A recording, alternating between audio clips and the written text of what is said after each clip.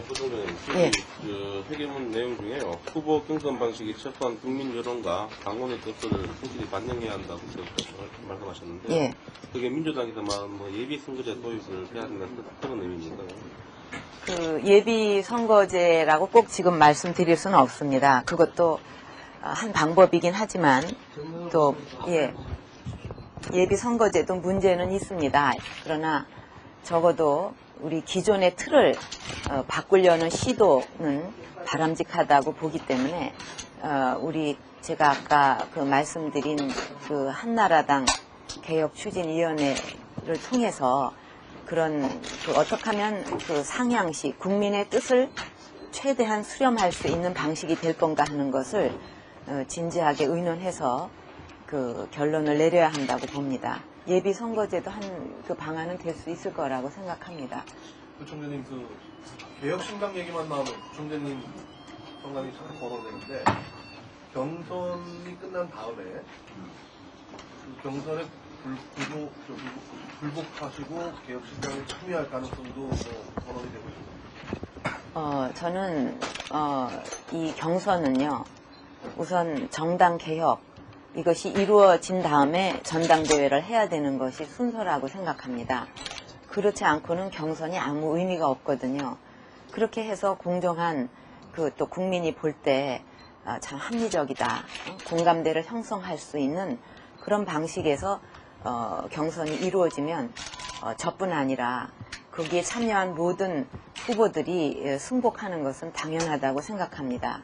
근데 자꾸 저보고 승복 문제를 얘기를 하시는데 그거는 이제 말하자면 진다는 것을 전제로 말씀을 하시는 건데, 저는 공정한 룰에서 그 경선이 이루어진다면 결코 진다고 생각하지 않습니다. 오늘 한 취업이라는 걸 공식으로 제안하셨는데요. 경선 참가하시면서 그래서 다뤄야 될 사안들에 대해서 몇 가지 짚으셨지만 그게 구성돼야 될 시점이라든가 그 구성되는 그 구성원들의 그 방식도 굉장히 중요할 텐데요. 그런 것에 좀 설명을 해주시죠. 이제 그거는 그 경선을 앞두고, 즉 전당대회를 앞두고 시작이 돼야 됩니다. 그것이 정당 개혁의 핵심이고 시작이라고 봅니다. 그래서 그것이 만들어져서 그 경선에 출마하는 모든 후보들과 또 당 내외의 그 중립적인 그런 생각을 가진 분들이 모여서 만들어서 그거는 합의제로 돼야 되고, 그다음에 그것이 결론이 나왔을 때 국민의 공감을 얻을 수 있는 그런 그 내용이 도출돼야 한다고 봅니다. 연내 구성돼야 되는 빠를수록 좋죠. 예. 네, 아까 말씀하셨대요. 공정하고 합리적인 공감대가 형성될 수 있는 경선이라면 뭐 전혀 문제가 없다고 얘기를 하셨는데, 네. 만약에 지금 제의하신 대로 한 취업이 구성이 안 되고 또 나중에 경선에서의 공정성 시비가 또 생길 수가 있을 것으로 예상이 되는데, 그럴 경우에는 어떻게 되신다는 거예요? 전제가 이제 그러니까 한 취업을 통해서 예를 들면 그건 합의제에 의해서 도출되는 거기 때문에 나중에 시비가 있을 수 없겠죠. 합의에 의해서 나오는 결론이기 때문에. 그리고 저는 이런 그 기구를 만들어서 뭔가 그 경선 방식이라든가 정당 개혁을 이루는 일을 안 할 수 없다고 확신하고 있습니다. 왜냐하면 그것이 지금 그 97년도에도 사실 한나라당이 더 그 시대의 요청에 부응해서 변화했더라면 저는 지지 않았을 거라고 봅니다. 지금은 또 상황이 또 그때하고 더 다릅니다. 말하자면 우리의 상대인 여당에서 지금 이제 김대중 대통령이 그 총재직을 사퇴한 후에 활발한 그 정당 개혁 쇄신 논의가 이루어지고 있고, 또 국민들의 그 여망이 그렇습니다. 그렇기 때문에 우리가 선거를 치를 때는 국민한테 지지를 호소해서 표를 얻고 그 수권 정당이 되는 길이 그건데, 그럼 국민들이 바라는 바를 외면하고서 수권 정당이 되겠다. 그거는 말이 안 되는 겁니다. 그래서 이런 것을 받아들이지 않을 수 없다. 변하지 않을 수 없다. 이제는 그렇게 저는 생각하고 있습니다. 그래도 끝내 받아들여지지 않을 경우 어떻게 하십니까? 왜 자꾸 근데 그렇게 말씀하시는 거는 지금 한나라당이 변하지 않을 거라는 생각을 더 많이 갖고 계시다는 뜻인데 이제 그것이 참 문제입니다. 그만큼 한나라당이 시대의 요청에 부응하지 못할 정당이라고 이렇게 언론계에서도 보고 계시다는 거, 그 정말 문제입니다. 근데 저는 뭐 더 강력히 추진해서 반드시 변해야 되고 그래야만 우리 정당도 희망이 있다고 생각합니다. 한쪽은 어쨌든 막 논의를 활발히 하는데 그것이 국민이 원하는 바라는 것을 알기 때문에 그렇게 하고 있는데 한쪽에서는 가만히 변하지 않고 있다. 그러면 시간이 갈수록 점점 그 모양이 더 정말 부태하게 보일 거 아닙니까? 점점 더 차별화될 거 아닙니까? 여론이라는 거는 쭉 계속 변해 나가는데. 이번 그 한취업 프로그램 구성 같은 건 다른 당의 정리나 이런 거 공감도 해주실 수 있습니다. 다른 당이요? 그러니까 다른 당의 다른 중진이나 이런 거. 예, 그 얘기한 적 없습니다. 예. 저희 여야 중진 의원들이 개헌 문제를 공식적으로 공개를 하셨는데요. 예. 보시면 그 기존에 그 정부 통령제 같은 경우에는 정기에 때문에 별미가 될 수 있어 4년 중임제 같은 경우는 진지하게 도입할 필요가 있다고 주장해 오셨는데 예. 지금 이제 대선을 앞둔 시점에서 이런 개헌 의무화라는 거에 대한 입장은 어떠십니까? 저는 뭐 지금도 그 소신에는 그 변함이 없습니다. 4년 중임제 개헌을 제가 그때 찬성했던 가장 큰 이유는 국가 경쟁력을 키우기 위한 것이었거든요. 우리가 지금 5년 단임제를 몇 차례 겪어왔는데 대통령 바뀌고 그에 따라서 장관 계속 바뀌고 그 아래도 전부 바뀌면서 많은 사람만 바뀌었지 국가 경쟁력을 키우지 못했습니다. 적어도 이렇게 중요한 정보화 시대로 넘어가는 이 시기에 정말 새로운 장기적인 어떤 적어도 10년 단위로 계획을 세워서 그것이 뿌리를 내리려면 계속 추진을 해야 되는데 대통령 임기가 말이 5년이지 한 2년 3년 하면 레임덕이 옵니다. 그러면은 추진이 안 되고 어떤 그 정책이든지 뿌리도 내리기 전에 또 뽑히고 다음 정권에서는 몽땅 또 바뀌고 사람 다 바뀌고 그러는 사이에 우리는 어떤 그 장기적인 그 비전도 추진하지 못하면서 오지 않았습니까? 그리고 단임제가 되다 보니까 그 대통령이나 지도자들이 그 짧은 기간 안에 무슨 성과를 내려고 막 그 무리를 하고 이제 이런 여러 가지 그 폐단을 이제는 극복하자 그런 의미에서 했는데 뭐 시간이 있다면 그것도 빨리 할수록 좋겠지만 이제 시간상 어떻게 될라는지는 모르겠습니다. 그럼 이런 질문일 수도 있는데 그래서 한나라당 후보가 누가 되든지 다 대선에 승리할 거라고 보시나요? 뭐 누가 되든지 하는 거는 좀 어폐가 있지만 지금 이제 이해창 총대 대세론이라는 얘기가 쭉 있었지 않습니까? 저는 그것은 그 본질은 반 DJ 정서에 근거한 한나라당 대세론이다. 그렇게 생각하는 겁니다. 이 정당 개혁은 1인 지배체제 중식에서 시작돼야 하고 그리고 한나라당의 목적지고 특정의 대권 정수선을 전락해서는 안 된다. 현재 그렇게 보고 계신가요? 이제 한나라당 체제 1인 지배 체제 하에선 모든 공천권도 독점하고 하게 되고 당의 재정도 그렇고 그런 상황 하에서 필연적으로 그런 결과가 나오는 거죠. 당권 대권 분리 문제에 대해서 어떻게 생각하십니까? 저는 그것이 바람직한 방법이라고 봅니다. 그거는 사실 뭐 제 의견뿐 아니라 밀레니엄 위원회에서 이미 합의를 본 사항으로 알고 있습니다. 근데 이제 앞으로의 국가 경영이라는 것은 앞으로의 지도자가 된 분은 누구건 간에 통치라는 개념으로 나라를 이끄는 것이 아니라 국가 경영이라는 차원에서 나라를 이끌어가는 게 시대 정신이라고 봅니다.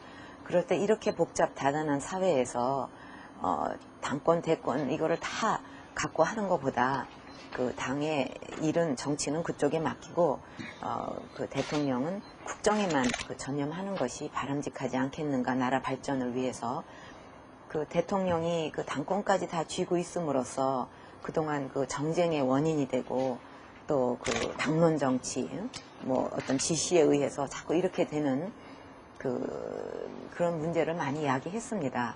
또 권력이 집중되는 1인이 모든 것을 쥐고 있는 그거에 의한 폐해가 많기 때문에 권력 분산이라는 차원에서도 그것은 바람직한 일이라고 저는 보고 있습니다. 시기 문제가 있는데 대권 당권 분리라는 것이 당 총재직과 대통령이 분리하는 거 아니면 조금 더 나눠가지고 대권 후보와 그거는 대권 후보와 당권 이거 거기서부터 분리가 되는 거죠. 그렇게 해서 선거가 치러지면은 이제 대통령과 또 이게 당하고 또 이해창 총재께 요구하는 것은 대권 후보와 당 총재의 분리를 요구하시는 건가요? 예, 그렇죠. 예. 대권 후보로 결정이 되는 순간이면 당 총재를 내놓아야 된다는 식의 요구신가요? 그렇죠. 예. 지금 혁신이라고 당내에 이루어지지 않습니까? 오늘 제의하신 그 한취업과 혁신이라고 성격론을 또뭐 제기할 수는 있을 것 같은데요.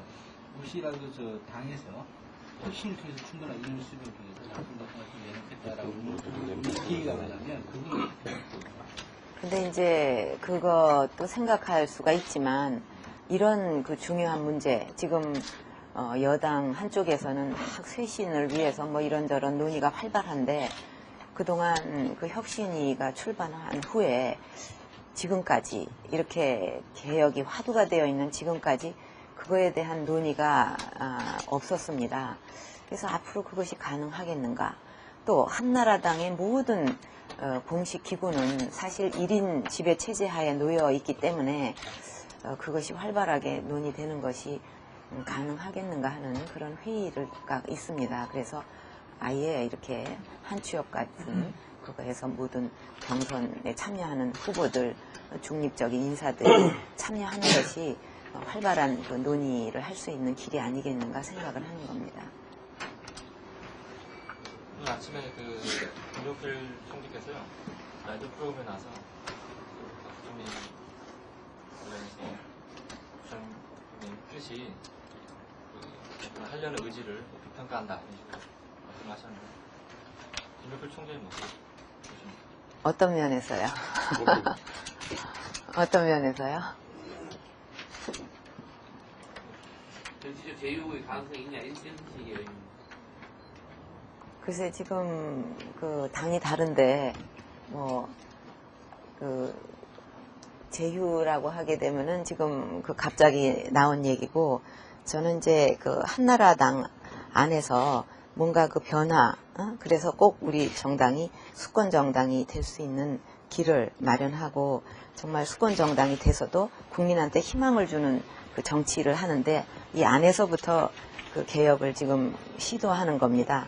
여기에 찬성을 하는 분이면 얼마든지 힘을 보탤 수 있지 않겠습니까? 저기 경선 후보로 나오시면요 이제 결국 표 대결을 하시는 거 아닙니까? 예. 부총재님께서는 제가 좀 늦어서 좀 얘기가 나왔는지 모르겠지만은 본인의 세력 기반이나 아니면 무슨 근거나 장점이나 이 총재에 비해서 내가 이렇기 때문에 내가 될 것 같다든가 내 기반은 어떠다든가 이런 식으로 좀 생각해 본 적 있습니까? 뭐 어느 점에서 좀 단점이 있다고 보십니까? 저는 우리의 지금의 정당들이 이 정당 구조가 국민의 지지를 잃었다고 보고 있습니다. 또 국민들이 요구하는 바 그거는 시대 정신이고 시대가 요구하는 거고 시대에 가 필요로 하는 겁니다. 그 요구에 부응하는 그런 사람이 국민의 어떤 지지와 성원을 받지 않겠습니까? 그것을 외면하는데 지지를 받을 수 있을까요? 부총리는 그 시대 요구에 부응을 하고 계시다. 그런 예, 말씀이시죠? 그렇게 지금 추진하고 있지 않습니까? 상대적으로 이 총재는 그 점이 약점이다. 안 변하고 있습니다, 우리 당이. 예. 1인 지배 체제를 타파하시는 거예요. 중요한 슬로건 중에 하나로 들고 나오시는데 구체적으로 어떤 게 1인 지배 체제 중시를 보이는데 지금 당장 1인 지배 체제가 되는 아주 구체적인 요인들을 말씀드리면 우선 정권의 독점입니다. 그러니까 그 한 사람이 모든 공천을 한다. 그럴 때 능력 있는 인사들이 당에 많이 들어오고 또 그 들어왔더라도 소신 있게 자기의 능력을 펼 수 있겠는가. 이제 문제가 생기는 겁니다. 한만 해도 보수의 눈치를 봐야 되고 그 보수 눈밖에 나면은 공천도 못 받고 할 말 하기도 힘들고 이제 그런 그 상황이 자연히 되는 겁니다. 또 당에 그 국고 보조금을 받잖아요. 그게 이제 국민의 세금인데 정치권에서는 기업들한테 그 기업이 투명하라, 재정을 투명하게 하라 요구합니다. 근데 정치권에서는 그게 안 이루어지면서 기업들한테만 요구하는 모순을 보이고 있거든요. 그러면 이 국민의 세금이, 이 국고 보조금이 어떻게 쓰이는지, 어떤 개인을 위해 쓰이는지, 어떻게 쓰이는지 그 당 안에 국회의원들도 모르고 있습니다. 또 말은 정책 정당이 되자고 하면서 그 정책 정당이 되려면 경제도 발전하려면 인프라가 우선 구축이 돼야 되듯이 정책 정당이 되려면 인프라가 구축이 돼야 되는데 말로만 해서 되는 게 아니라 국고 보조금의 몇 %는 아예 정책 개발비로 쓴다.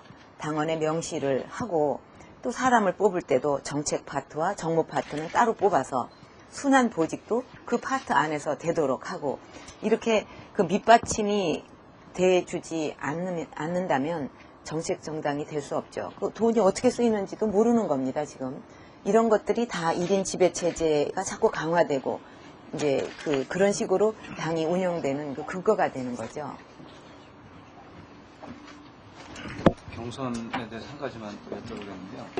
기존의 경선 방식이 중에서 구체적으로 어떤 점이 개혁돼야 된다고 생각하십니까? 지금은 제가 이제 어저께 지방에 내려가서 경선 그때는 발표한 건 아니고 이제 그 얘기가 나오는 과정에 경선에 참여할 그런 쪽으로 빠른 시일 내에 그 결정을 내리게 될 것 같다고 얘기를 했습니다. 이제 그게 보도가 되니까 대구의 모 의원이 제가 경선에 참여한다는 걸 가지고 막 뭐라고 난리를 친 겁니다. 그런 분위기. 그러면 추대를 해가지고 뭐 이렇게 경선이라는 건 한나라당에 있을 수 없고 그렇게 해서 딱 나가야 된다. 이런 그 경직된 분위기는 사실은 상당히 두려운 겁니다. 야당일 때 그 활발하게 뭔가 이렇게 참 의견 개진이 되고 당이나 나라를 위해서 얘기가 활발하게 되더라도 아마 수권 정당이 되면 경직이 될 겁니다. 권력 구조, 권력의 그 속성상. 근데 지금부터 그냥 경직된 이런 상태라면 나중에 그 권력을 갖고 일을 하게 될 때 얼마나 더 경직되겠습니까? 아무도 말 못하는 상태. 그런 정치는 그 희망을 줄 수가 없죠. 지금 국민이 그거를 깨려고 하는데 그런 상황은 안 된다고 봅니다. 지금 현재로서는 뭐 내년 뭐 봄에 예. 전당대회를 열어서 후보 선출대회를 하는 걸로 되어 있는데 그 방식 중에서 그러니까 상향식. 지금 1인 지배차제 하에서 경선이라는 거는 의미가 없다는 건 국민들이 다 압니다.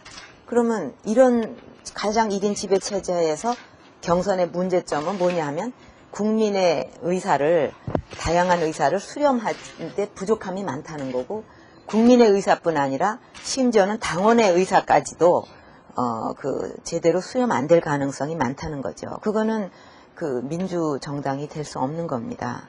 그러니까 그런 의사를 모으는 절차. 지금 이해찬 총재는 100m 달리기에서 한 60, 70m 가 있거든요. 총재님은 이제 출발선에 서셨는데 심판만 바꾸면은 60, 70m를 따라잡을 수 있다는 거 아닙니까?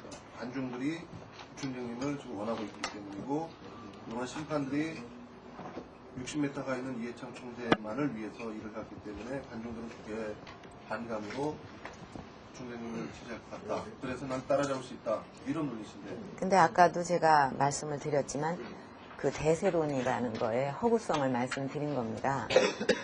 그것이 자꾸 양당 구도에서 뭐 지금 다른 자민련도 있고 하지만 이제 그런 정당에서 그 정책의 여러 실정이라든가 또 반 DJ 그런 정서에서 갈 곳이 어디겠습니까? 그러니까 그것은 그 어떤 뭐 총재 어떤 이해창 총재의 대세론이 아니라 한나라당 대세론이다. 이제 그렇게 보고 있는 게 제 생각입니다. 경선 방식 아까 조금 전에 질문을 했는데요. 결국 그러니까 대의원 숫자를 좀 늘리자는 생각이시죠? 어쨌든 그 좀 국민의 뜻, 그 상향식으로 그게 충분히 반영되도록 하는 제도를 마련하자 그겁니다. 그러니까 인적 부분 갖고는 안 됩니다. 그동안에 우리가 그 뭐 젊은 피를 수혈한다, 뭐 새 피를 수혈하고 뭐 어떤 부분들을 영입한다, 뭐 훌륭한 분들 이렇게 뭐 그런 시도도 많이 있었지만 결국은 이 구조 속에 풍덩 빠지게 되면 전부 그거에 따라서 가지 그동안 뭐 변화된 게 없지 않습니까?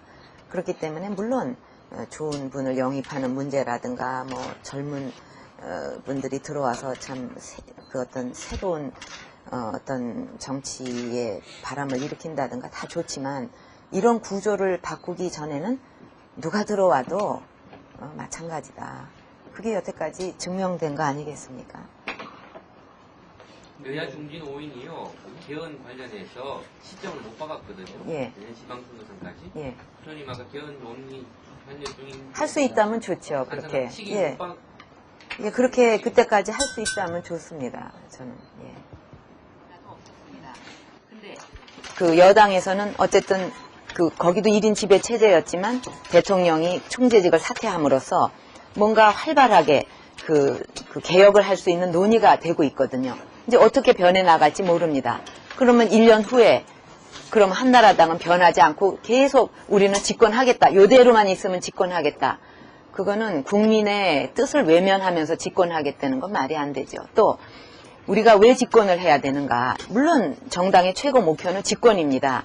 그러나 집권을 하는 이유는 국민을 편안하게 해주고 희망을 주고 새로운 정치에서 우리 국가 경쟁력을 높여서 선진 강국을 만든다는 이런 그 어떤 거대한 비전을 이루기 위해서 집권을 하는 거지.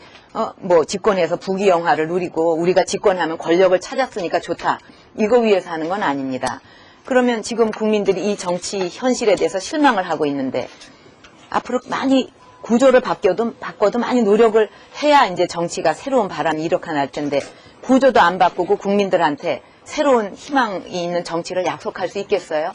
만약에 이 상태로 변하지 않고 간다면 저는 오히려 그 집권할 수 있는 기회가 더 줄어든다고 보고 있고요. 왜냐하면 시대 정신을 잊지 못하기 때문에 더 나아가서 어떤 비참한 상황이 벌어지냐 하면 이런 변하지 않는 상황에서는 집권을 해도 한나라당이 정말 새로운 정치, 정쟁과 지역 갈등과 이런 당리당 양보 하여튼 이런 기존의 그 정치를 극복하지 못하는 그 거의 답습할 수밖에 없는 상황을 뻔히 알면서 우리 당원들이 나가가지고 저를 포함해서 국민들한테 한나라당을 지지해 주십시오. 우리를 지지해 주시면은 아주 희망찬 아주 좋은 나라를 만들 자신이 있습니다. 이렇게 말하고 다녀야 되는 기가 막힌 상황이 된다는 겁니다.